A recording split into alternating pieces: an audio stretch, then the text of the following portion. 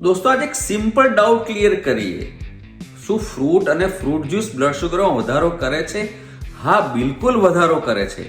પણ બંનેમાં તફાવત છે અને તફાવત મહત્વનો છે.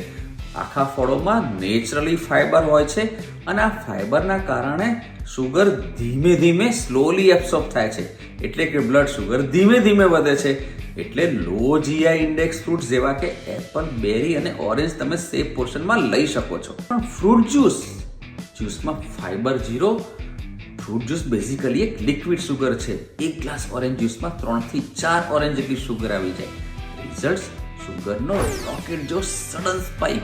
માટે ડાયાબિટીસ, પ્રી ડાયાબિટીસ અને ઇન્સ્યુલિન રેઝિસ્ટન્સ માટે બેસ્ટ ટુ એવોઇડ. માટે યાદ રાખો, whole fruit okay, portion control જરૂરી. Fruit juice best to avoid. Healthy choice, smart choice.